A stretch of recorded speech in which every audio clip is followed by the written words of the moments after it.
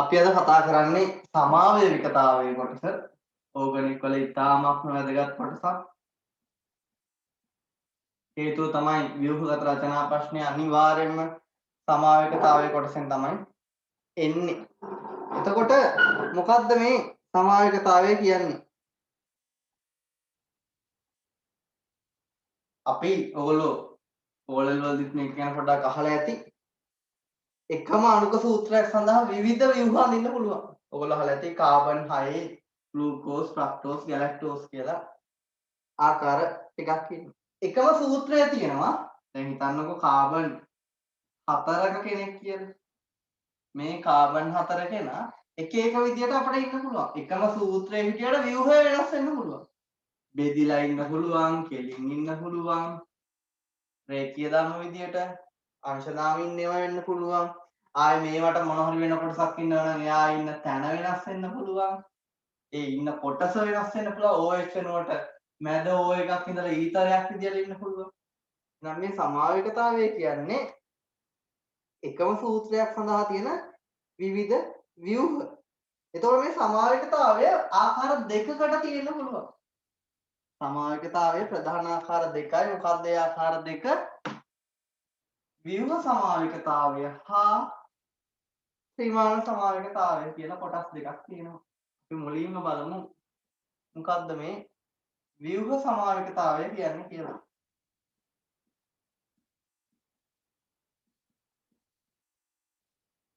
ව්‍යුහ සමාවේකතාවය කියන්නේ එකම අණක සූත්‍රය සඳහා වෙනස් ව්‍යුහ. ත්‍රිමාන සමාවේකතාවය කියන්නේ අවකාශයේ පිහිටීම වෙනස් වෙනවා. අවකාශයේ පිහිටීම වෙනස් වීම හින්දා ඇතිවන එක තමයි ත්‍රිමාන සමාවේකතාවය කියන්නේ. මේක පොඩ්ඩක් තියමු. අපි මුලින් කතා කරමු ව්‍යුහ සමාවේකතාවය. වෙනස් ව්‍යුහ. එහෙනම් ව්‍යුහ සමාවේකතාවය කියන්නේ මොකක්ද? එකම අණුක සූත්‍රය සඳහා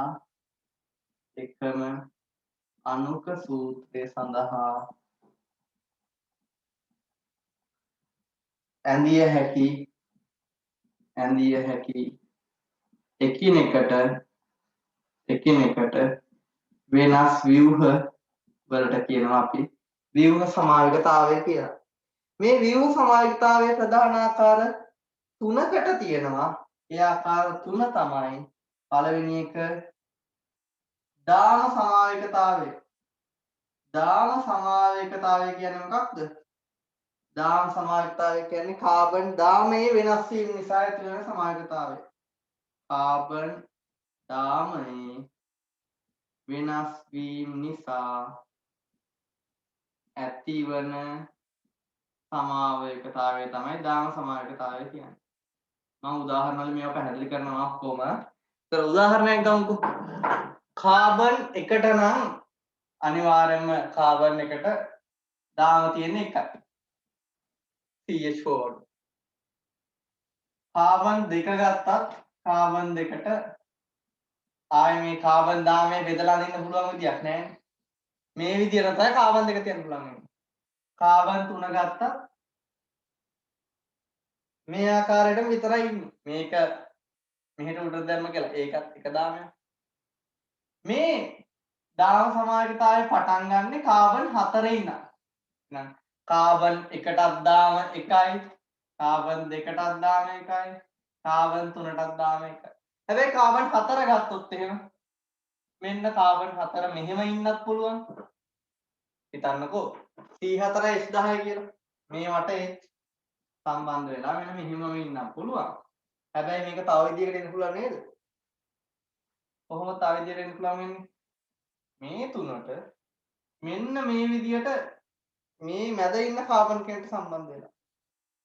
දැන් මේකේ සූත්‍රය ගත්තොත් මේවට හයිඩ්‍රජන් ඉන්නවා නම් C4යි H10යි. මෙතනත් මේ විදිහටත් අපිට C4යි H10යි නෝදින්න පුළුවන්. බලන්න එකම අණුක සූත්‍රය C4යි H10 හැබැයි මේක කෙලින්ම දාමයක් විදියට ඉන්නවා. නමුත් මෙතන එකක් අංශ දාමයක් විදියට බෙදුණු දාම විදියට ඉන්නවා. පැහැදිලිද? එහෙනම් මේ ටික ලියාගෙන ඉක්මනට මේක chart එකක් විදිහට ඇඳෙන්නේ සම්පූර්ණ කොලයක් ගන්න A4 එකක් හරි ඒකේ මේවත් කොටස් දෙකකට බෙදෙනවා බෙදාගෙන පහලට අදින්න පුළුවන් විදිහට ඉඩ තියාගෙන ඇඳ ගන්න ඉක්මනට මේ ටික ලියාගෙන ඉක්මනට අඳින්න බලන්න කාබන් 5ට දාම කීයක් තියෙන්න පුළුවන්ද කියලා කාබන් 5ට අඳින්න පුළුවන් දාම ටික අඳින්න එතකොට අපි දැක්ක කාබන් 1ට නම් එකම දාමයයි කාබන් 2කටත් දාමය වෙදෙන්නේ කාබන් 3ටත් නැහැ කාබන් 4ට ආකාර දෙකකට අදින්න පුළුවන් කාබන් 5ට අඳින්න බලන්න C5යි H12ට අඳින්න පුළුවන් දාම ආකාර ටික අඳින්න බලන්න C5යි H12ට එකක් බෙදෙන්නේ නැතුව තියෙන්න පුළුවන් නේද කාබන් 5 කොහොම තියෙන්න පුළුවන් ආයි එකක් අංශ දානයක් වෙලා තියෙන්න පුළුවන් මේක මෙතනට දැම්මත් දෙකම එකයි නේද දෙකම එක සමාන ආයි අංශ දෙකක් දාලා මෙහෙම දෙකක් දාලා ඔච්චරනේ තියෙන්න පුළුවන් විදි තව තියෙන්න පුළුවන්ද මේ එකක් මෙතනට දැම්මොත් ඒකත් මේකම තමයි නේද එහෙනම් මෙන්න මෙහෙම තියෙන්න පුළුවන්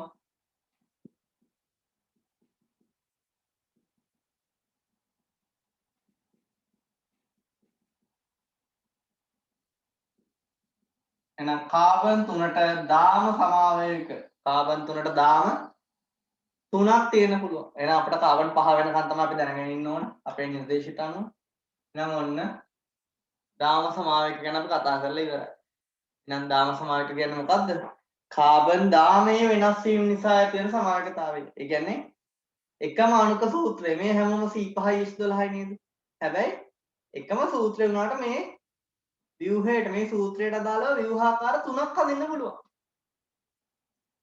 ඕකට තමයි දාම සමාජිකතාවය කියන්නේ. ඊළඟට අපිට කතා කරන්න තියෙන ව්‍යුහ සමාවේක වර්ගය තමයි ස්ථාන සමාවේකතාවය. ස්ථාන සමාවයවිකතාවය. ස්ථාන සමාවේකතාවය කියන්නේ ක්‍රියාකාරී කාණ්ඩය. ඒ කියන්නේ OH කෙනෙක් ඉන්නවනම් ඇල්කොහොලයක් නම් OH නේ යාගේ ක්‍රියාකාරී කෙනා. ඇල්කිල් හැලයිඩ් නම් හැලජන Cl වගේ කෙනෙක්. ආයේ ඇමීනයක් නම් NH2 වගේ කෙනෙක්. ඔය ක්‍රියාකාරී කාණ්ඩය බැඳලා ඉන්න ස්ථානය වෙනස් වන උතින්.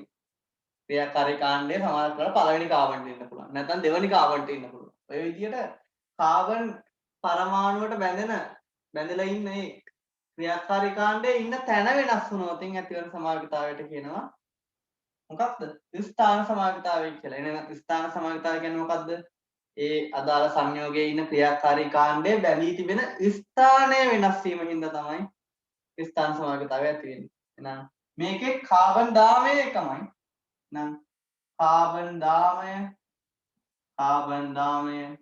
සර්ව සම වන නමුත් ඒ කියන්නේ ස්ථාන සමාවකතාවයක් නැහැ.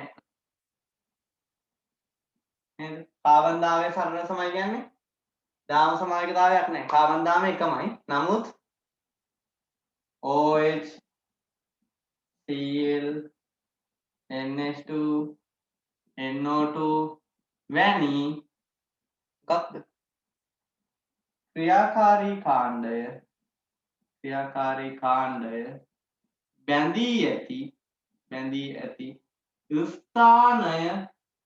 බැඳී ඇති ස්ථානය වෙනස් වීම නිසා ඇතිවන සමාවේකතාවයට අපි කියනවා මොකක්ද?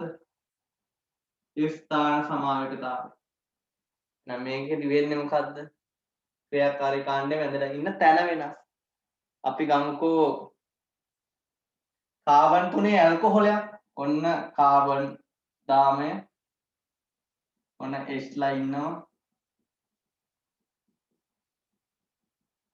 අපිට OH එක මේ පළවෙනි කාබන්ට දැම්මොත් ඒක එක ආකාරයක්. ඒ වගේම ආයි OH එක මැද කාබන්ට දැම්මොත් ඒක තව ආකාරයක් වෙනවා නේද? මෙතනට දැම්මොත් මේ කාබන්ට දැම්මොත් ඒක මේකට සමානයි. එහෙනම් කාබන් 3 ඇල්කොහොලයක් නම් ඒකේ අර ක්‍රියාකාරී කාණ්ඩය වෙන OH බැඳලා ඉන්න තැන අපට වෙනස් කරන්න පුළුවන්. මේ කෙලවර තැන් දෙකෙන් එකකට හෝ මැදට දාලා. එතකොට මේ ව්‍යුහ ආකාර දෙක එකිනෙකට වෙනස්. හැබැයි දෙන්නට ඉන්න එකම අණුක සූත්‍රය. අණුක සූත්‍රය එකමයි, කාබන් දාමයක් එකමයි, කාබන් දාමය බෙදිලා නැහැ. නමුත් ක්‍රියාකාරී කාණ්ඩය බැඳලා ඉන්න තැන වෙනස්. මේ ක්‍රියාකාරී කාණ්ඩය බැඳලා ඉන්න තැන වෙනස් කරාම ඇතිවෙන සමාවේකතාවයට කියන මොකද්ද? ස්ථාන සමාවේකතාවය කියලා. නම් ඒ ටිකත් ඉක්මනට සටහන් කරගන්න. පහලට ඔයගොල්ලෝ නෝට් එක හදාගන්න. එහෙනම් අපි කතා කරන ව්‍යුහ සමාවේකතාවේ අවසාන සමාවේකතාවය වර්ගය තමයි මොකද්ද? ක්‍රියාකාරී කාණ්ඩ සමාවේකතාවය. ක්‍රියාකාරී කාණ්ඩ සමාවේකතාවය. ස්ථාන සමාවේකතාවයේදී උනේ ක්‍රියාකාරී කාණ්ඩයේ ඉන්න ස්ථානය වෙනස් වුණා. එහෙනම් ක්‍රියාකාරී කාණ්ඩ සමාවේකතාවයේදී ඉන්නේ ඉන්න ක්‍රියාකාරී කාණ්ඩය වෙනස් වෙනවා. අපි ගමුකෝ කාබන් 3 ඇල්කොහොලයක්. මේකම අපට කාබන් 3 ඇල්කොහොලය වෙනුවට අඳින්න පුළුවන් ඊතරයක්. එහෙනම් මොකද්ද වෙන්නේ? ඇල්කොහොල ඊතර කියන දෙක ගත්තොත් එකම අංක සූත්‍රයට දෙන්නම අඳින්න පුළුවන්. හැබැයි ඉන්න ක්‍රියාකාරී කාණ්ඩ එකිනෙකට වෙනස්. මෙයා ඇල්කොහොලයක්, මෙයා ඊතරයක්. පැහැදිලිද?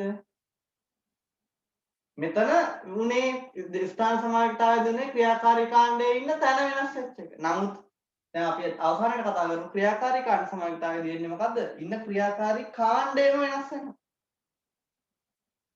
ඊළඟට අපි ගත්තොත් එහෙම එහෙනම් මේ දෙක එකිනෙකට සමාවේක වෙනවා. හැම ඇල්කොහොලයකටම ඊතර ඉන්නවා කියන්නේ ඇල්කොහොල සූත්‍රය දුන්නොත් එමේ යාට ඊතර අඳින්නත් පුළුවන්. ඒ වගේම අපි ගත්තොත් එහෙම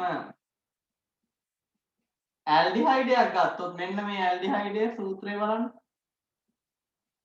මේකට කීටෝනයක් ඉන්නත් පුළුවන්. ඇල්ඩිහයිඩයි කීටෝනයි ගත්තොත් දෙක එකිනෙකට සමාවේක වෙනවා. මේකේ සූත්‍රය C3යි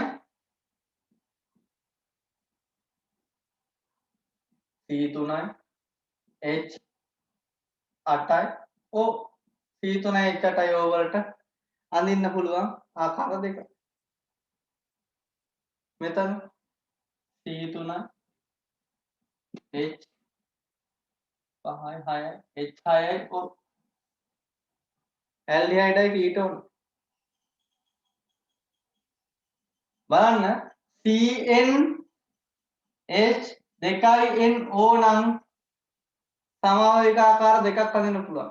CnH 2N ධන 2 C3යි H8යි කියන්නේ 3 අරක් 2 6යි 6යි 2යි 8යි.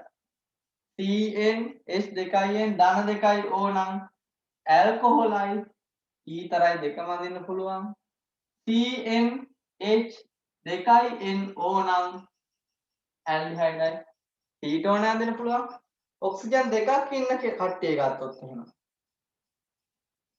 අපි ගමු කාබොක්සිලික් අම්ලයක් CH3 CH2 COO OH මෙන්න මේ කාබොක්සිලික් අම්ලය ගත්තා.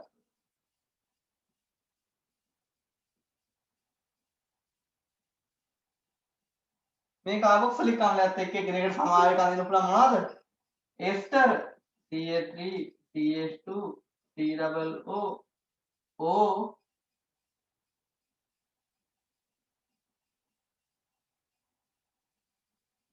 CH3 COO CH3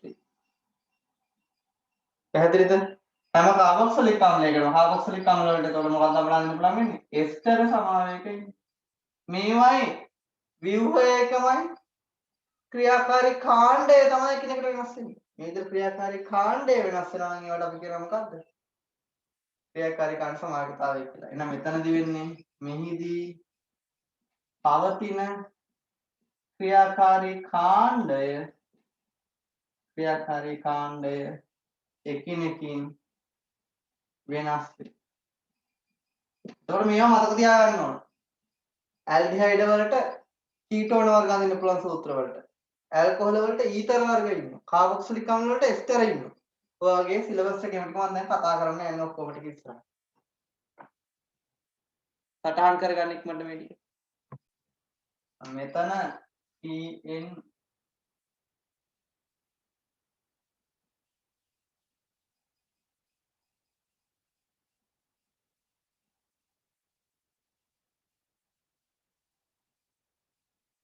CnH2 NO දෙකයි නම් කාබොක්සිලික් අම්ල එස්ටර දෙකම තියෙනවා. මේකෙදින් එහෙමයි.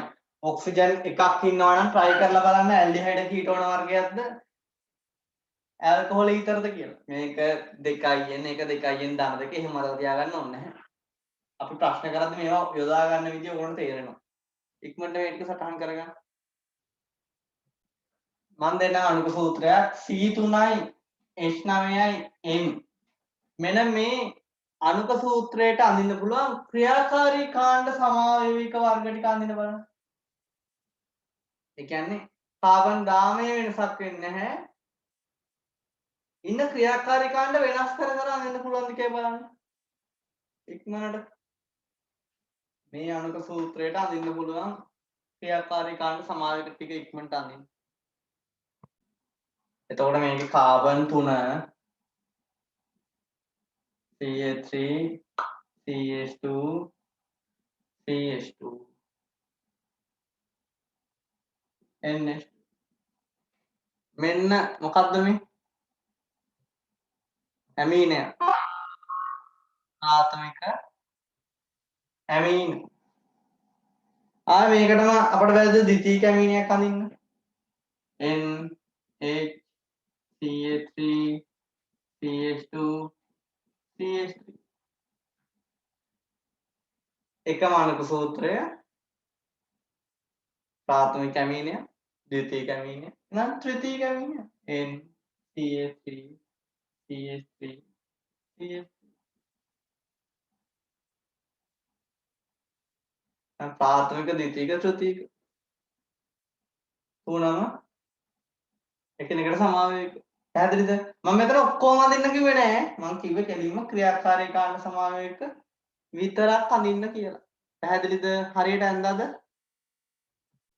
එහෙනම් අපිට ඊළඟට කතා කරන්න තියෙන ත්‍රිමාන සමාවේකතාවය. මේක ටිකක් පොඩ්ඩක් තේරුම් ගන්න. ත්‍රිමාන සමාවේකතාවය කියන්නේ මේ ව්‍යුහ සූත්‍රය. අපි මේ ඇඳ ව්‍යුහ දාම ක්‍රියාකාරී කාණ්ඩ ස්ථාන ඒව එකමයි.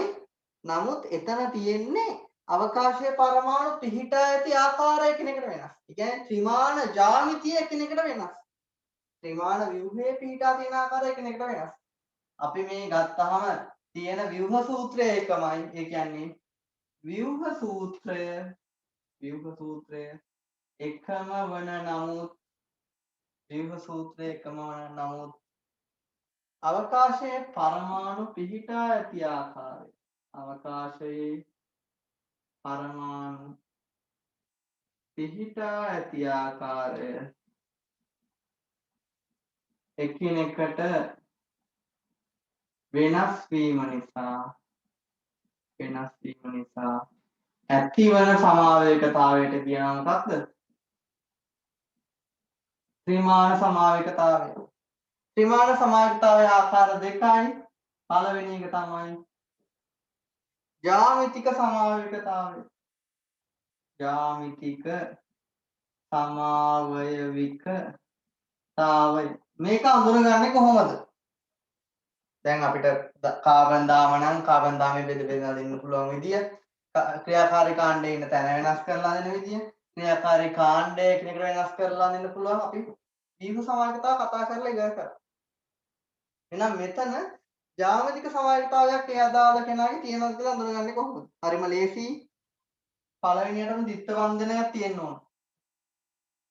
ජ්‍යාමිතික සමාවේකතාවයේ තියෙන්නේ ද්විත්ව බන්ධන තියෙන සංයෝග වලට විතරයි. පැහැදිලිද?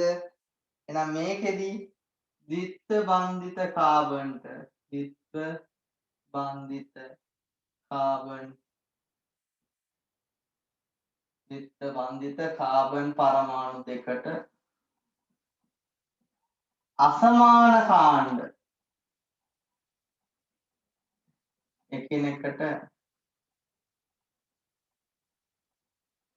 ද්විත්ව බන්ධිත කාබන් පරමාණු වලට එකිනෙකට අසමාන කාණ්ඩ බැඳුණු විට තමයි මේ ඇති වෙන්නේ.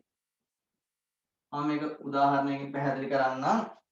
ඒ කියන්නේ දැන් ද්විත්ව බන්ධනයක් තියෙනම් මෙන්න මෙහෙම ද්විත්ව බන්ධනේ කාබන් මෙන්න එක කාබන් කෙනෙක් ද්විත්ව බන්ධනයට සම්බන්ධ වෙලා තියෙන මේ අනිත් කාබන්. මෙයාට ඉන්න කොටස් එකිනෙකට අසමාන වෙන්න ඕන. මෙන්න මේ දෙන්න තමයි අසමාන වෙන්න ඕන. මේ දෙන්න එකිනෙකට අසමාන විය යුතුයි. අසමාන. මෙතනත් සම්බන්ධ වෙලා තියෙන අය එකිනෙකට අසමාන වෙන්න ඕන.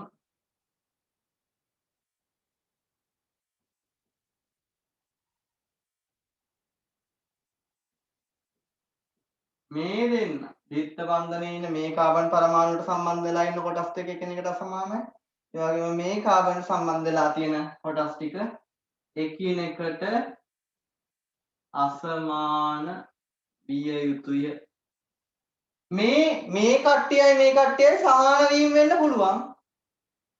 සමාන වීම වෙන්න පුළුවන්. හැබැයි මේ ඉන්න කාබන්ලට අසමානම වෙන්න ඕන. පැහැදිලි නේද? මේ ටික ලියාගන්න ඉක්මනට. මේකත් පහලට ලියවෙනවා කලින් නෝට් එක වගේම. ඒ වගේම මේ ජ්‍යාමිතික සමායකතාවයට සිස්ට්‍රාස් කියන සමායකතාවය ඇතුළත් වෙන්න පුළුවන්. ඒක පොඩ්ඩක් තේරුම් ගන්න. මෙහි සිස්ට්‍රාස් සමාවේවිකතාවයද පැවතිය හැක. සිස්ට්‍රාස් සමාවේවිකතාවය කියන්නේ අර ද්විත්ව බන්ධනයේ ඉන්න කාබන් දෙන්න ඉන්නවනේ. මේ දෙන්න එකිනෙකට අසමාන වෙන්න ඕන. HCH3. හැබැයි මේ දෙන්නත් එකිනෙකට අසමානයිනේ. CH2 CH3 මෙයාට වෙන එකක් ඉන්නවා. හැබැයි වැරදිලා හරි මේ ඉන්න කොටස අර අනිත් කාබන්ගේ ඉන්න කොටසක් එක්ක මේ අතට සමාන නම් C අකුර හැඩයට මේකට කියනවා සිස් කියලා. සිස් ආකාරය. ඒ වගේම හරස් අතර සමාන වෙනවා ඉතින් මේ දෙන්න. ඒ කියන්නේ මෙතන H එකත් එක්ක මෙතන H එක සමානයි.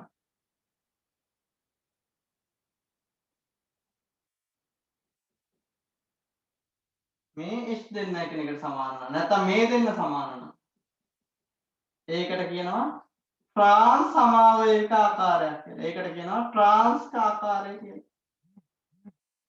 පැහැදිලිද? මේ අතට කාබන් දෙන්නගේ සමාන වෙනවා නම් සිස්, මේ හරස් අතට සමාන වෙනවා නම් ට්‍රාන්ස්. ඒකත් ලියලා පෙන්නන්න.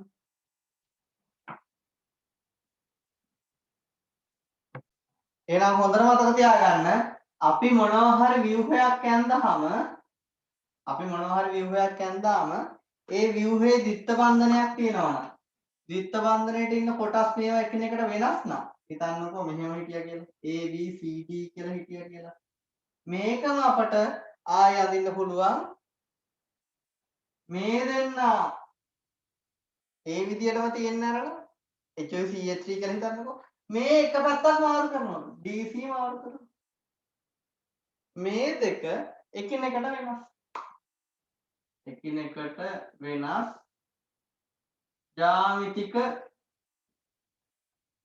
ජ්‍යාමිතික සමාවේවක වෙනවා. පැහැදිලිද? ද්විත්ව බන්ධනයේ කාබන්ගේ මේ දකුණු පැත්තේ ඉන්න එක මාරු කරලා අඳිනවා. හරිනේ මම තව උදාහරණයක් ගන්නම් මම ඒක මෙතනින් අඳින්නම්. ඔන්න මෙහෙම තිබ්බා කියලා හිතන්න.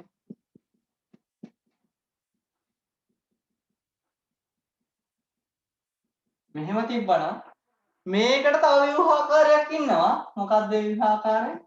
මේ පැත්ත වෙනස් වෙන්නේ නැති වෙන්න තියාගෙන මේ දෙක මාරු කරනවා.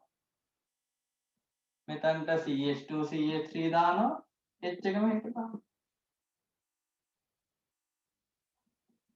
එහෙනම් මේක සිස් ට්‍රාන්ස් මේක ඇතුලේ තියෙනවා. හැබැයි සිස් ට්‍රාන්ස් තියෙන්න ඕන නැහැ. පැහැදිලි නේද? මේ දෙකත් එකිනෙකට වෙනස්. එකිනෙකට වෙනස්. ජ්‍යාමිතික සමාවේග වෙනවා. ජ්‍යාමිතික සමාවයවික වෙනවා. පැහැදිලි නේද? එහෙනම් ත්‍රිමාණ සමායකතාවයේ තියෙන නම් අනිවාර්යයෙන්ම ද්විත්ව බන්ධනයක් තියෙන්න ඕනේ. ත්‍රිමාණිකේ ජ්‍යාමිතික සමායකතාවයේ තියෙනවා. ඒ වගේම ඒ ද්විත්ව බන්ධිත කාබල්ලට එකිනෙකට වෙනස් කොටස් සම්බන්ධ වෙලා තියෙනවා. එහෙනම් මේ උදාහරණ දෙකක් ඇඳලා පෙන්නන්න. එහෙනම් මෙහෙම වුණොත් මේ දෙකටම හයිඩ්‍රජන්ලා හිටියොත් මේ දෙන්න අසමාන මෙන්න මෙයා සමාන වෙලා එකිනෙකට. එහෙනම් මෙතන ජ්‍යාමිතික සමායකතාවය නැහැ. ජ්‍යාමිතික සමායකතාවය තියෙනවා නම් තව එකක් හදිත හැකියි. එක පැත්තක් මාරු කරලා. පැහැදිලිනේ? එක කාබන් කෙනෙක්ට සමාන කොටස් ඉන්නවා නම් එතන ජ්‍යාමිතික සමායකතාවයක් නැහැ. ඒකත් පෙන්නන්න. එහෙනම් අපි දැන් ත්‍රිමාණ සමායකතාවයේ තියෙන ජ්‍යාමිතික සමායකතාවය කතා කරලා ඉවර කරා. එහෙනම් අපිට ඊළඟට තියෙන්නේ ප්‍රකාශ සමායකතාවය නැත්නම් ප්‍රතිරූප අවයව සමාවේකතාවය. ලියාගන්න ඊළඟ එක ප්‍රකාශ සමාවේකතාවය නැත්නම් ප්‍රතිරූප අවයව සමාවයවිකතාවය. මේ ප්‍රකාශ සමාවේකතාවය නැත්නම් ප්‍රතිරූප අවයවක සමාවේකතාවය තියෙන්නේ කාබන් පරමාණුවකට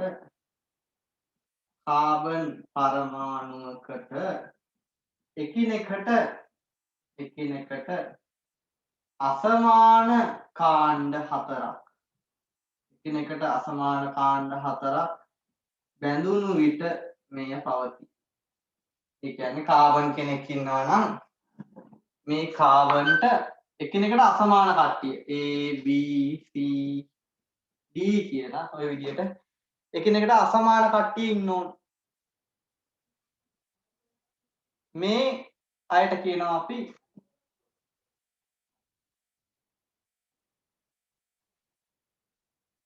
ප්‍රකාශ සක්‍රීය කාබන් කියලා කියනවා. නැත්නම් කයිරල් කාබන් කියලා කියනවා මෙයාට.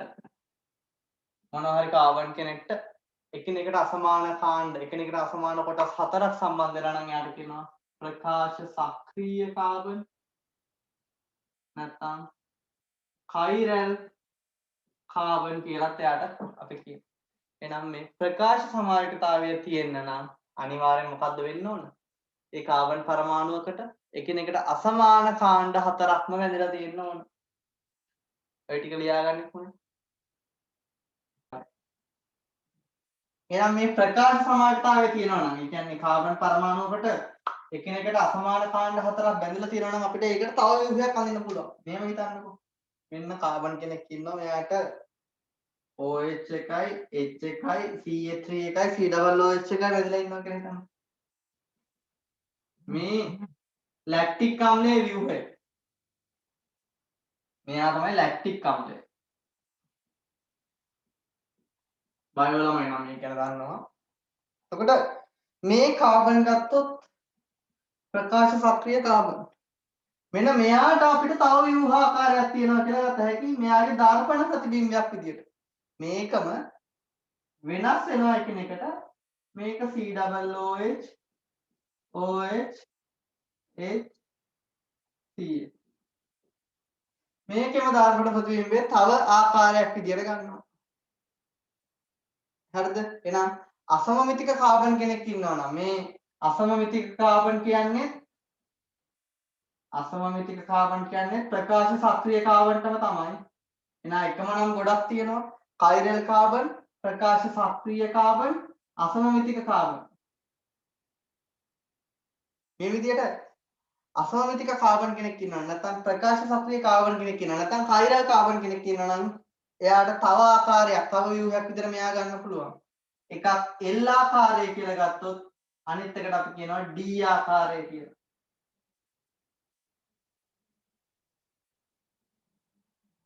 ව්‍යුහ ආකාර දෙකක්. එන සමාවයක දෙකක් තියෙනවා. අසමමිතික කාබන් කෙනෙක් නැත්නම් කයිරල් කාබන් කෙනෙක් ඉන්නවා. මේකත් ලියලා පෙන්නනවා. මේ ප්‍රකාශ සමායකතාවය ගත්තොත් එහෙනම් මේ අපේ දකුණු අතයි වම් අතයි වගේ. අපි නිකන් එකම වගේ මේ දෙන්න එකම වගේ හැබැයි අරගේ දර්පණ ප්‍රතිබිම්බය තමයි මේ. හරිද? මේ දෙක ව්‍යුහාකාර දෙකක් විදියට සලකනවා. මේ ව්‍යුහවල මේ L ආකාරය D ආකාරය කියන එක හඳුනාගෙන තියෙන විදිය ගැන පොඩ්ඩක් අපි කතා කරලා ඉමු. හරිද? මම ඒක ගැන පොඩ්ඩක් කතා කරනවා. ඔයගොල්ලෝ මේ පහළට මේ නෝට් එකක් දාගන්න. අපේ සාමාන්‍ය ආලෝකය ගත්තහම සාමාන්‍ය ආලෝකය සෑම තලයකම කම්පණය වෙනවා. සෑම තලයකම කම්පනය වේ. ඒ කියන්නේ මේ ආලෝකය නම් මේක හැම පැත්තටම ආලෝකය ගමන් කරනවා. කම්පණය වීමක් සිදු වෙනවා. නමුත් තල ද්‍රවිත ආලෝකය ගත්තහම එක තලයක පමණක් කම්පණය වෙනවා. එක තලයක පමණක් කම්පණය වේ. ඒ කියන්නේ තල ද්‍රවිත ආලෝකය නම් මෙන්න මෙහෙම ලැබෙන්නේ. ඒ තල ද්‍රවිත ආලෝකය හදාගන්න. තල ද්‍රවිත ආලෝකය ලබා ගන්නේ සාමාන්‍ය ආලෝකය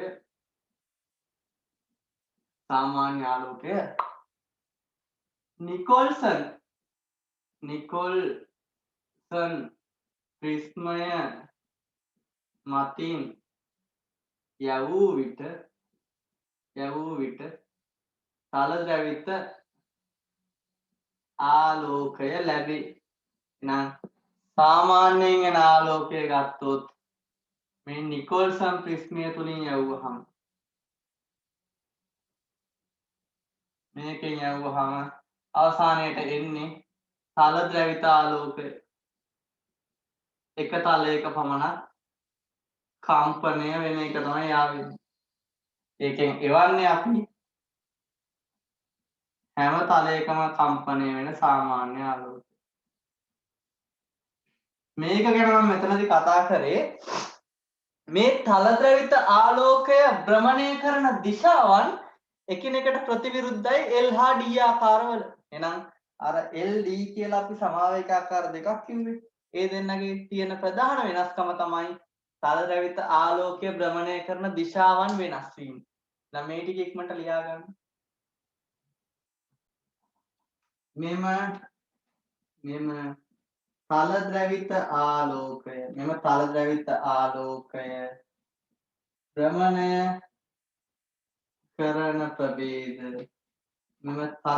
ආලෝකය භ්‍රමණය කරන ප්‍රභේද වලට කියනවා අපි ප්‍රකාශ සක්‍රීය සංයෝග කියලා.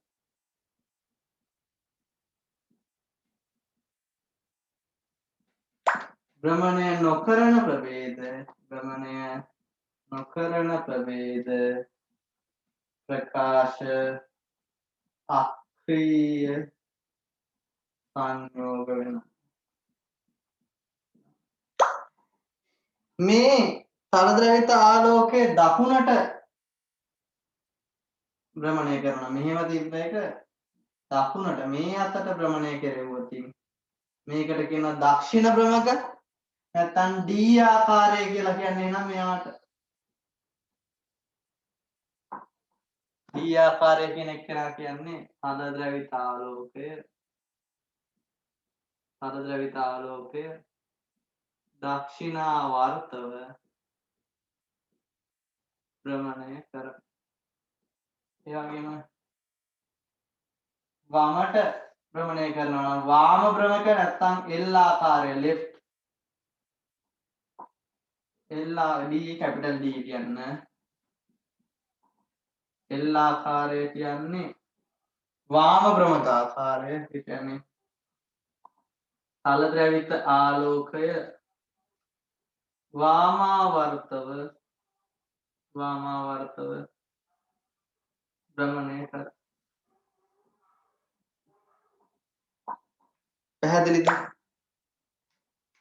දක්ෂිණ භ්‍රමක වාම භ්‍රමක LD ආකාර ඇති වෙලා තියෙන විදිහ මේ ටිකත් ඉක්මනට සටහන් කරගන්න.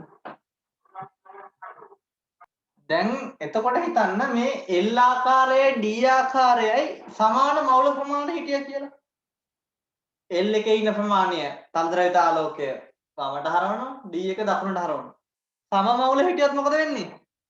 සම මවුල හිටියොත් තන්ත්‍රවිත ආලෝකය කම්පණය වෙන්නේ නැහැ. හරියට මේ විදිහටම ඉඳ වෙනවා. පැහැදිලි නේද? එහෙනම් ප්‍රකාශ සක්‍රීය වුණා කියලා ඒක භ්‍රමණය වෙනවම කියලා කියන්න බෑ. මොකද සමාන මවුල වලින් ආකාර දෙකම හිටියොත් එහෙම අර වමට කරද්දී අර දකුණට කරද්දී භ්‍රමණයක් වෙන්නේ නැහැ. මෙන්න මේ විදියට L හා D ආකාර සම මවුල වලින් ඉන්නවා. සමාන මවුල ප්‍රමාණය වලින් ඉන්න එකට අපි කියනවා රැසීමික මිශ්‍රණයක් කියලා. L හා D ආකාර සම මවුල මිශ්‍රණයක් රැසීමික මිශ්‍රණයක් නම් වේ. දැන් මේක තල ද්‍රවිත ආලෝකය කම්පන තලය භ්‍රමණය කරනවද? භ්‍රමණය නොකරයි. ඇයි වමට කරන එක්කෙනා කරන ප්‍රමාණය දකුණට කරන එක්කෙනාත් කරනවා. ඇයි සමාන මූල ප්‍රමාණ වලින් ඉන්නේ. එතකොට ඉතින් අවසානයේ ගත්තාම භ්‍රමණයක් වෙලා නැහැ. මේ පොයින්ට් එකක් ලියලා පෙන්නන්න. එහෙනම් ඔතනින් අපේ සමාවේකතාවයේ තියරි ඉවරයි. දැන් ප්‍රශ්න කතා කරන්න තියෙනවා. සමාවේකතාවයේ ඔක්කොම තියරි ටික දැන් කතා කරලා ඉවරයි. එහෙනම් අපට කිව්වොත් මෙහෙම ප්‍රශ්නයක්.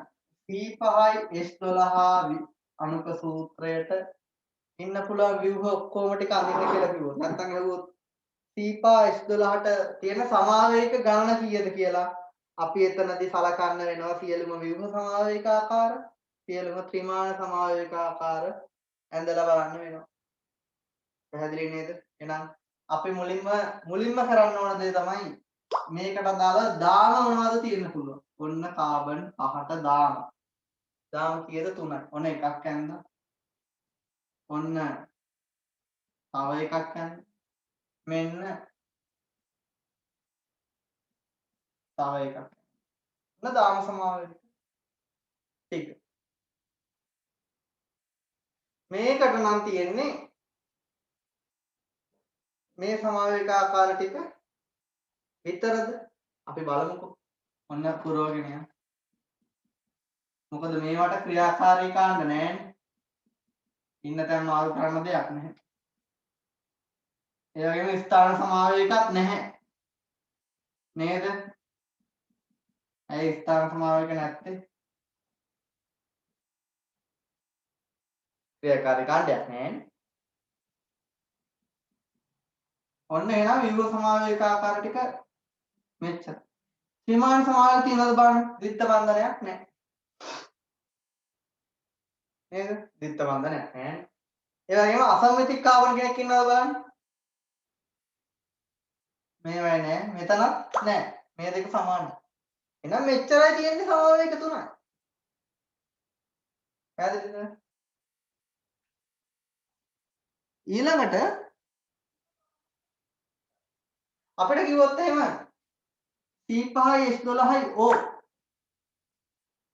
මෙන්න මේකට අඳින්න කියලා කිව්වොත් ඔන්න පොඩ්ඩක් කලබල වෙනවා. මේකේ ඉන්න පුළුවන් ක්‍රියාකාරී කාණ්ඩ වෙන්න පුළුවන්, ඇල්කොහොල වෙන්න පුළුවන්, ඊතර වෙන්න පුළුවන්. අපි ඊතර ගැන හිතන්නේ නැතුව ඇල්කොහොල වලට දාලා මුලින් කතා කරලා ඔන්න C5යි S12ට ඔන්න දාම සමාවේක ගන්නවා කාබන් දාමයේ බෙදලා. මෙහෙම තියෙන්න පුළුවන්. ආයෙ මෙහෙම තියෙන්න පුළුවන්. ආයෙ මෙහෙම තියෙන්න පුළුවන් කාබන් දාමයේ. එහෙනම් OH ඉන්නේ. අපි OH එක මෙතනට දාලා අඳිමු. කොනේ කාබන්.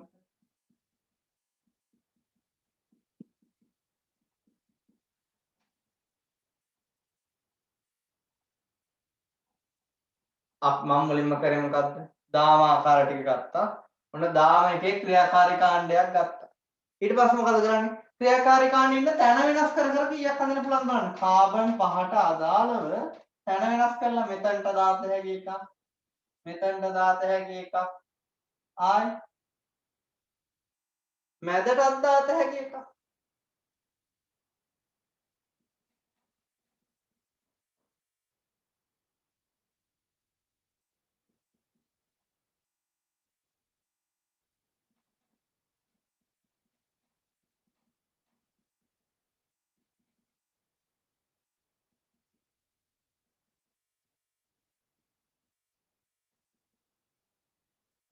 පැහැදිලි නේද? ඔන්න මං කාබන් දාමේ බෙදුණු නැති මේ මුල් අවස්ථාවට අදාළව ගත්තා. මේ ක්‍රියාකාරී කාණ්ඩයට අදාළව. ඊට පස්සේ මේකෙත් OH තියෙන්න පුළුවන් තැන් වලට අන්න පුළුවන්. අපිට ඕන OH එක මෙතනට දාන්න පුළුවන්. කෙලවරම කාබන්. ඔන්න මෙතන CH3H CH2 CH3. මේ දාමයට අදාළවත් ක්‍රියාකාරී කාණ්ඩේ ඉන්න තැන වෙනස් කරලා දෙන්න පුළුවන්.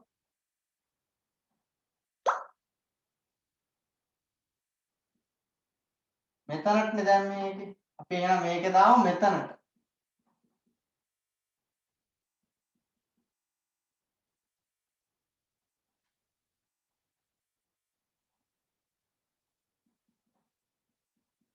ආයි OH එක මෙතනට දැම්මා මෙතනට දැම්මා. ආයි කොහෙද දාන්න පුළුවන්? මෙතනට දැම්මා. මේ දෙක එකිනෙකට සමානයි නේද? මෙතන CH2OH දැම්මොත් මේ දෙක එකිනෙකට සමානයි. එහෙනම් ආයි මෙතනට දාත හැකි ආයි මෙතනට දාත හැකි OH.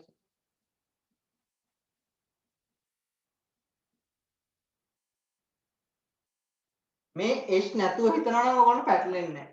මේක මේ H එක්ක දැම්මොත් එක්කම අර X වත් එක්ක ඕගොල්ලෝ පැටලෙන හින්දා මම මේක H නැතුව අඳින්නම්. මොන මෙහෙම. මෙහෙමනේ තියෙන්නේ. මේ දෙන්න එක වගේ නේද? මේකට එකයි මෙහෙම. එක්කෝ මෙතනට OH එක දාත හැකි එක්කෝ මෙතනට. මේ දෙන්න සමානයි. ආයේ මෙතනට OH එක දාත හැකි. ආයේ මේ අමාරු එකක් ගත්තේ. මෙතනට දැම්මොත් ඒකත් එකිනෙකට. මේ කෙලවර කෙනාට ගත්තොත් මෙච්චර අමාරු වෙන්නේ නැහැ. හරිනේ? ඊගම මම මේ සංකීර්ණ කතා කරන්න යන්නේ. මෙහෙම මේ දෙන්න සමානයි. ඒකින්ද මේ දෙකෙන් එකකට විතරයි ගන්න. මෙතනට ගන්නවා නම් මෙතනට දාන්නේ නැහැ OH. මේකයි අනිත් අයත් එක්ක එකිනෙකට වෙනස්. මේකේ මේ තුන් දෙනාම එකිනෙකට සමානයි. මේ කාබන් වටේ ඉන්න ඔක්කොම සමානයි. එහෙනම් මේකේ එකකට විතරක් OH දැම්මම හරි. ඔන්න OH වලට අදාළව දාම සමාවේක ස්ථාන සමාවේක කතා කරා. දැන් බලන්න ව්‍යුහ ටික ඇඳලා පස්සේ මම තාම ක්‍රියාකාරී කාණ්ඩය වෙනස් කරලා ඇඳේ නැහැ. ක්‍රියාකාරී කාණ්ඩය වෙනස් කරලා අඳින්න ගියේ නැහැ. මොකද ඇල්කොහොල විතරයි ගත්තේ. දැන් ඕගොල්ලෝ බලන්න මේක ඇතුලේ ත්‍රිමාන සමාවේක තියෙන ඒවා මොනවද කියලා. මෙතන ජ්‍යාමිතික නෑනේ. ජ්‍යාමිතික සමාවිතතාවයේ තියෙන නම් අනිවාර්යෙන්ම ද්විත්ව බන්ධිත කාබන් කෙනෙක් ඉන්නවා. එහෙනම් මෙතන ඉන්නේ අසමමිතික කාබන් කෙනෙක් ප්‍රකාශ සමාවේක සමහරක් විට ඉන්න පුළුවන්. මෙයා ප්‍රකාශද නැහැ. එහෙනම් එක ව්‍යුහයයි. මෙයා ප්‍රකාශ තියනවද? ඔව්. මේ කාබන් අසමමිතිකයි. OH HCH3. එහෙනම් මෙයාට ව්‍යුහාකාර දෙකක් තියෙනවා. මේකේ L එකයි D එකයි. එහෙනම් එයාට ව්‍යුහ දෙකයි 3. මේක ප්‍රකාශ සක්‍රිය නැහැ 4. මේක ගත්තොත් CH3 H CH2 CH. ඔව් මේකත් ප්‍රකාශ සක්‍රියයි. එහෙනම් මේකටත් ව්‍යුහාකාර දෙකක් තියෙනවා LD කියලා. 5යි 6යි. මේක සක්‍රිය නෑ 7යි. මේක සක්‍රිය නෑ HH එනවා එහෙනම් 8යි. මේකයි 9. ඔන්න ඇල්කොහොල් වලට අදාළව ඇඳලා ඉවරයි. එහෙනම් දැන් අපි ඊළඟට බලමු ඊතර වලට අදාළව ක්‍රියාකාරී කාණ්ඩය වෙනස් කරලා ඊතර. ඔක්සිජන් කෙනෙක් ඉන්නවා වටේට CH2 CH3 මෙහෙමනේ කාබන් පහ.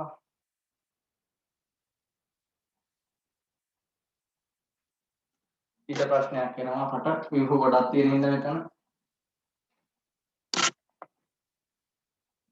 CH3 CH2 CH2 CH2 O CH3 ඔන්න එක ඊතරයක් මං යන්දා. ඊතරයක් කියන්නේ ඔක්සිජන් එකක් මැද්දේ දෙපැත්තට මේ කාබන් දාමින් ඉන්නේ ඒවා. මේකේ අපිට තව අඳිත හැකි ඕනනම් 3ක් එක 2ක් දාලා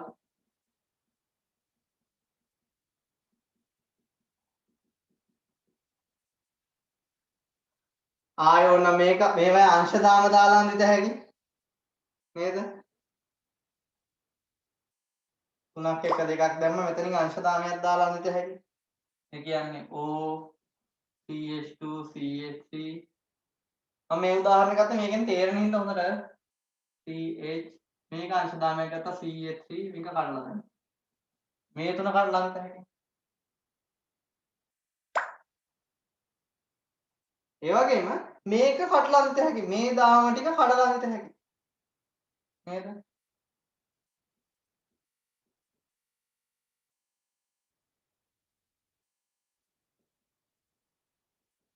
CH3 ලගේ මෙතන මේ හතර කඩත හැකි මෙතනට එක CH3 කෙනෙක් දාලා CH2 CH3 විදියට අඳිත හැකි. ආයේ මේක මැදට දාලා අඳිත හැකි CH3 එක. නැත්නම් තව කෙනෙක් කඩලා අඳිත හැකි. මෙතනින් එකක් මෙතනට දාලා. පැහැදිලිද? ගොඩාක් තියෙනවා විහුව එකට. මම මේක ගත්තා ඔයගොල්ලන්ට ඔක්කොම අවස්ථා ටික පැහැදිලි කරන්න. ඇඳ ගන්න බලන්න ඉක්මනට මේ ටික. තේරුම් අරන් අඳින්න. මේක තව කොහොමද අඳින්න පුළුවන් වෙන්නේ?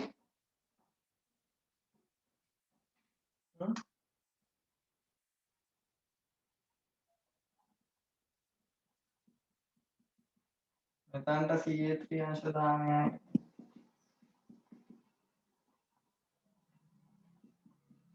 මෙහෙම එකක් අන්තයන්නේ අංශ දාම මෙතන මේකට දැම්මේ මේක මැද එකට දැම්මා ආයෙ අඳින්න පුළුවන් කොහොමද 13 ආයෙ අන්ත හැකි C O CH3 මෙයාට අංශ දාම තුනක් වෙන්න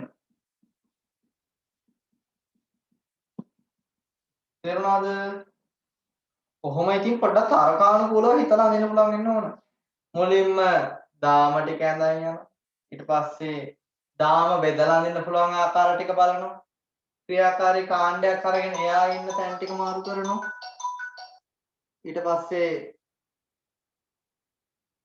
ඇඳලා පස්සේ බලනවා ත්‍රිමාන සමානතාවය තියෙන කොටස් ටික අඳුරගෙන ඒවායේ දෙකක් තියෙනවා කියලා එතකොට දා ගන්නවා එක විදිහට එතකොට ආකාර දෙකක් තියෙනවා නෝන තව ක්‍රියාකාරී කාණ්ඩයක් ගන්න පුළුවන් දැන් මෙතන අවසානයේ තමයි ඊතර එක මුලින් ඇල්කොහොල් එක ඊට පස්සේ ඒ සලකන ලද අලුත් ක්‍රියාකාරී කාණ්ඩයට අදාළව ව්‍යුහ ස්ථාන ත්‍රිමාන සමානතාවය නැවත බලනවා පැහැදිලි නේද තනියම අඳින්න බලන්න C3යි H4යි Cl2යි මේකට අඳින්න පුළුවන් ඔක්කොම සමාවේග ටික ඇඳලා පෙන්නන්න මට ඉක්මනට මට ගාන කීයද කියලා කමෙන්ට් කරන්න තියෙනවා මේකේ කාබන් 3යි නිකන් H6 වගේ නිකන් මෙයත් හැලජනයකට කාබන් වගේ හිතන්න CNH 2යි එන්නේ එහෙනම් ඇල්කීනයක් අනිවාර්යයෙන්ම කාබන් 3 ද්විත්ව බන්ධනයක් තියෙනවා Cl2 ඕනනම් අපිට එකම කෙනෙක්ට ඕන දාලා අපි අඳමු මුල්ම එක ඇස Cl2 මාරු කරන්න තියෙන විවිධ ආකාරවලට ද්විත්ව බන්ධනේ මෙහෙම ඉද්දී ඔන්න Cl එක මෙහෙම මම මාරු කරනවා ආයේ Cl එකක් මෙතන තියාගෙන මෙතනට Cl එකක් නේද එහෙම පුළුවන් නේද එකක් මෙතන තියාගෙන මෙතනට එකක් ආයෙ ඕන මෙතන එකක් තියාගෙන මෙතනට දෙන්න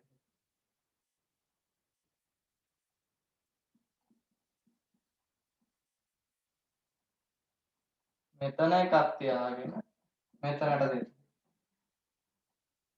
මේ h නැතුව මෙහෙම හිතුවනම් ඔයගොල්ලන්ට මේක නිකම්ම පේන්න ගන්නවා. මේ හයිඩ්‍රජන් දාන්න නැතුව දාම ටික දිහා හොදලා බලන්න.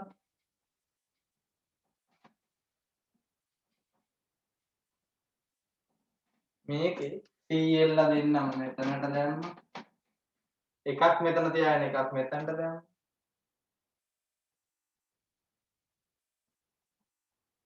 ආයේ මේ එහා පැත්තට දැම්මා. මෙතන එකක් තියාගෙන මේකට දැම්මා. මෙතන එකක් තියාගෙන මෙහෙට දැම්මා. රටාවකට යන්න. Tamanට වැරදෙන්නේ නැති රටාවකට යන්න ඕන මේක. නැත්තම් අඩු වෙනවා. මොකද සමාවෙක වල MCQ එකක් එහෙම આવොත් එහෙම ඔයගොල්ලන්ට ඔය එන ගණන් ඔක්කොම තියෙනවා. එහෙම එක ගත්තා නම් ඔයගොල්ලන්ට පුළුවන් CL එක්කෙනෙක් මෙයාගේ ඉඳලා එක්කෙනෙක් මෙයාට දාන්න.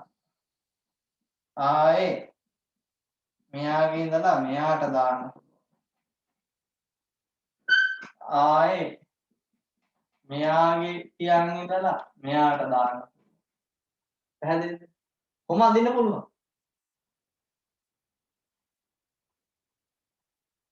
පැහැදිලිද? දැන් බලන්න මේක ඇතුලේ මොනවද? ජ්‍යාමිතික සමානතාවය තියෙනවද කියලා. දිත්ත බන්ධිත කාබන්ට අසමාන කාණ්ඩ සම්බන්ධ කියලා බලන්න. මේක සමාන. එහෙනම් ජ්‍යාමිතික නැහැ. එක ආකාරය එක ව්‍යුහය. මේක බලන්න. ඒකෙත් HS තියෙන්නේ නෑ. එහෙනම් දෙකයි. මේකේ බලන්න. මෙන්න මෙතනට H එකක්, මෙතනට H එකක්, මෙන්න H. දිත්ත බන්ධිත කාබන් වලට අසමාන කාණ්ඩ. එහෙනම් මේකට ව්‍යුහාකාර දෙකක් තියෙනවා සිස්ටම්.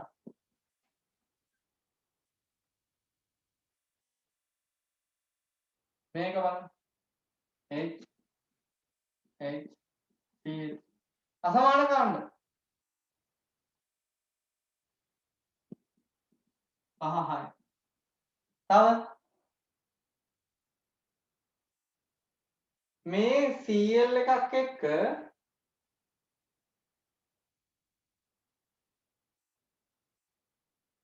මේකේ ඕගොල්ලෝ අනිවාර්යයෙන්ම කරන්න ඕන දෙයක් තමයි කොයිම වෙලාවකවත් එපා මේකේ තියෙන එකේ තියෙන ට්‍රාන්ස් ආකාරය කියලා ආයි ඕගොල්ලෝ අඳින්න යන්න එපා එතන. මොකද එහෙම වුණොත් එහෙම වරදිනවා. දැන් මතුෂාන ඇඳලා තිබුණා. ඇඳලා කමක් නැහැ. ඒකේ දාගන්න මේ view හෙට දෙකක් තියෙනවා. පැහැදිලිද?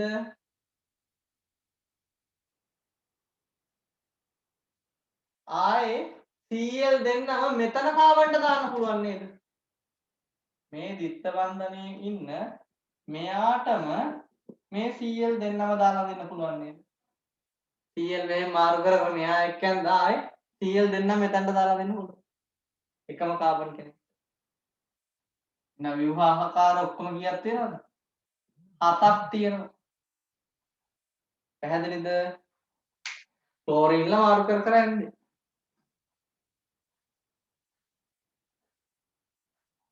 තව එකක් අඳිමුද? තව කීපයක් අඳිමු මොකද ප්‍රශ්න කරන්න තමයි මේක හරියන්නේ. එහෙනම් ඊළඟ එකට අඳින්න බලන්න. තියෙන පුළුවන් සමායක ගාන මම කියන්නේ. මට ගාන ඔයගොල්ලෝ එවන්න බලන්න කීයක් තියෙනවද කියලා. C3යි H5යි Br.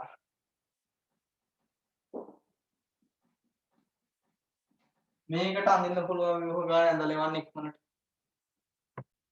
මේකෙත් C3යි H6යි නිකන් දිත්ත බන්ධනයක් තියෙනවා වගේ නේද? ඔන්න BR එක ඉන්න තැන මාරු කරන්න. ඔන්න මම BR එක මෙතනට දැම්මා. ආයෙ ඕන්න මට BR එක මෙතනට දාත හැටි. ආයෙ ඕන්න BR එක මට මෙතනට දාත. කාවන්ද උඩ. මෙතනට එහෙනම් S ලා ඉන්නේ BR එක හිටියොත්. එතන H H H. මෙතන CH3 H. එතන BR එක આવොත් H H C. ඔච්චරයිනේ ව්‍යුහ. දැන් බලන්න ත්‍රිමාන සමායකතාවය. ජ්‍යාමිතික සමාවයක ඉන්නවාද කියලා. මෙතන නැහැ. මේ දෙන සමානයි. මෙතනත් මේ දෙන සමානයි. එහෙනම් මෙයත් එකක් විතරයි. නමුත් මෙතන බලන්න එකිනෙකට අසමානයි. එහෙනම් මේකට ව්‍යුහ දෙකක් තියෙනවා. එහෙනම් සමාවයක ඔක්කොම කීයද? 4ක් තියෙනවා. එක්සෑම් එකේ ස්ට්‍රක්චර්ඩ් එසේ 4 වෙනි ප්‍රශ්නයේදී ව්‍යුහ සූත්‍රයක් දෙනවා මේ සූත්‍රයට දාලා අර හිස් කොටු දෙන්න කොටු වල අඳින්න කියනවා ඉන්න පුළුවන් ව්‍යුහ. හැබැයි ඒ ලෙවල් එකේදී පරීක්ෂණ දෙනවා. මේ දේවල් කරාම මේ නිරීක්ෂණ කියලා දෙනවා කියලා. එහෙනම් ඕගොල්ලෝ මුලින්ම මේ සමාජයක ටික ඇඳගෙන අර දෙන පරීක්ෂණ වලට අදාළව ගැලපෙන්නේ කවුද කියලා තෝරගෙන ඕන උත්තරයට ගන්න. එහෙනම් ස්ට්‍රක්චර්ඩ් එසේ ප්‍රශ්නෙට අනිවාර්යෙන්ම සමාවයක අඳින්න පුළුවන් වෙන්න ඕන. එහෙනම් දැන් අඳින්න බලන්න C4යි 10යි O. මුලින්ම බලන්න මෙයාට ඉන්නේ කවුද? සමාවයක කොච්චරක් ඔක්කොම අඳින්න පුළුවන්.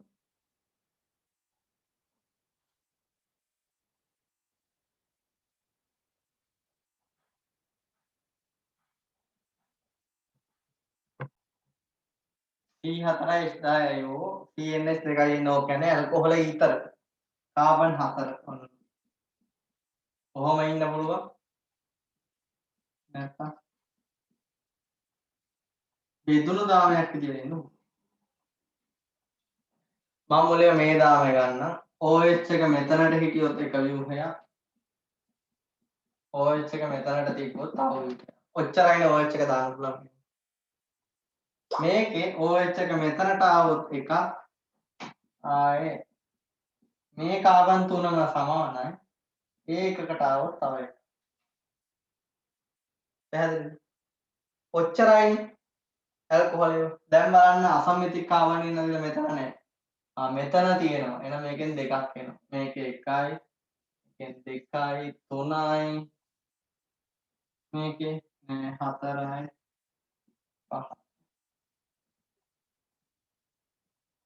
තව තියෙනවද බලන්න? තව තියෙන්න පුළුවන් කාරණේ.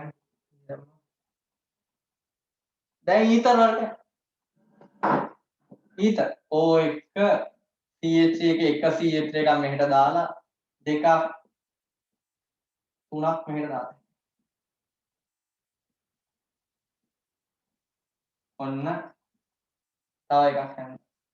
දෙපැත්තට මේකම ආයේ මේකට අංශදාමයක් මේක දාලා හිටියේ.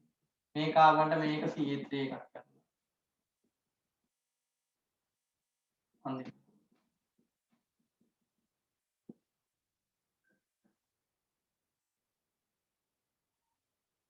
ආයේ දෙපැත්තට සමානව බෙදලා අඳින්න පුළුවන්.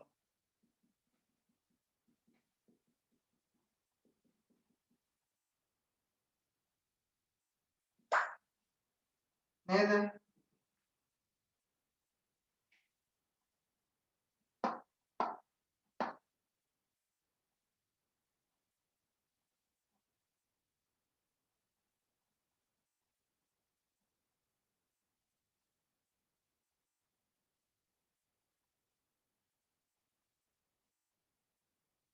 තේරුණාද?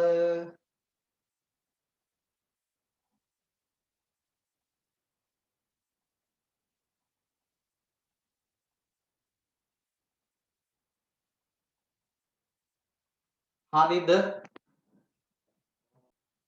ඊළඟට අපිට දෙන අඳින්න දෙන ව්‍යුහවල කාබන් ගණන 6ට වඩා වැඩි නම් අනිවාර්යයෙන්ම බෙන්සීන් සම්බන්ධ ව්‍යුහයක් වෙන්න ඕන. අපි දන්නවා බෙන්සීන් කියන්නේ C6H6 එක හයිඩ්‍රජන් එකක් වෙනුවට තමයි කවුරු හරි සම්බන්ධ කරන්න පුළුවන්. ඒතකොට C6H5යි. පැහැදිලිද? එහෙනම් අපිට කිව්වොත් එහෙම C6යි H7යි Br ට අඳින්න කියලා. මම C7 කරන්නම්කෝ. C7 කරොත් අනිවාර්යයෙන්ම ඕන බෙන්සීන් කෙනෙක් අඳිත හැකි අපට මොනවා හරි කාණ්ඩයක් සම්බන්ධ කරන්න වෙනවා. එහෙනම් C6යි H5යි දැනට ඉන්නේ. C7යි H7යි Br එනකොට ඔන්න තව CH2 කොටසක් ඉන්නේ.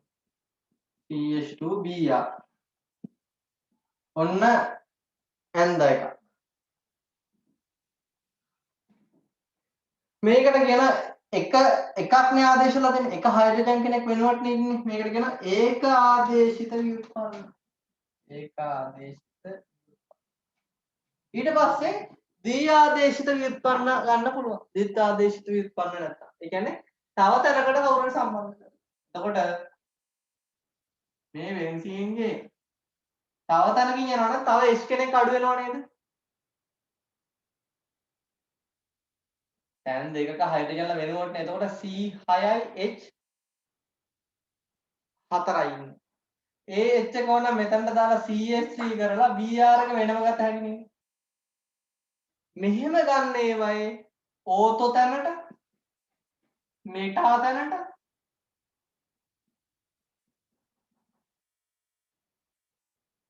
පැරා තැනට කියලා වෙන වෙනම ව්‍යුහ තුනක් ගත. බෙන්සීන් ඒවා ලේසි. අරව තරම් අමාරු නෑ.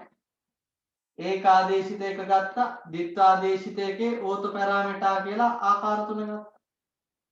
ඕතෝ මෙටා පැරා. එන සමාවේග කීයද? මේකට සමාවේග 4. එහෙනම් බෙන්සීන් ආශ්‍රිත සමාවේගයක් නම් අනිවාර්යෙන් කාබන් ගාන 6 හෝ 6ට වඩා වැඩි. මොකද අපිට ඇලිෆැටික සංයෝග වලට කාබන් 5ට වඩා වැඩි වඳින්නේ නැහැ. එහෙනම් කාබන් 6ට වඩා වැඩිනොත් අනිවාර්යෙන්ම කාබන් 6 හෝ 6ට වඩා වැඩිනම් බෙන්සීන් සම්බන්ධිත කියලා එකක් අරගෙන මුලින්ම ඒකාදේශිත ගන්න. ඊට පස්සේ ද්විත්ව ආදේශිත ද්වි ආදේශිත ව්‍යුත්පන්න ටික අඳින්න. ද්වි ආදේශිත ව්‍යුත්පන්න අඳිද්දී මෙතන බ්‍රෝමීන් නම් ඕතෝ මෙටා පැරා තැන් තුනට වෙන වෙනම ගන්න. පැහැදිලි නේද? ඉක්මනට හඳ ගන්න. එහෙනම් ඊළඟට අඳින්න බලන්න C7යි H9යි N. C7යි H9යි N. මෙයාට අඳින්න පුළුවන් විභව ටික අඳින්න බලන්න ඉක්මනට. එතකොට මේකේ බෙන්සීන් ගත්තොත් බෙන්සීන් කොටස H එකක් නැතුව C6යි H5යි. එහෙනම් මෙතන C7යි H9යි N තියෙන්නේ. එහෙනම් CH4N මෙතන අපිට ගන්න පුළුවන් CH2NH2 කියලා. එක දැක්ක නේද?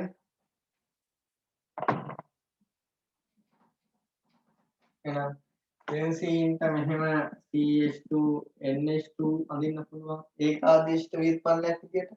ඒ වගේම මේකට අඳින්න පුළුවන් ද්විතීයික ඇමිනෝ NH ආයෝන අපිට ද්විආදේශිත ව්‍යුත්පන්න අඳිත හැකි. මෙතන CH3 කරලා NH2 ඕතෝ පැරා මෙටා කියන ස්ථාන තුනටම යොදන්න.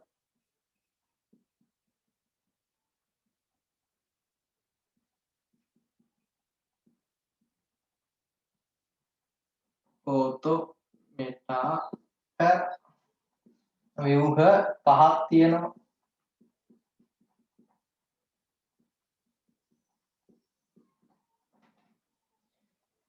පැහැදිලි නේද?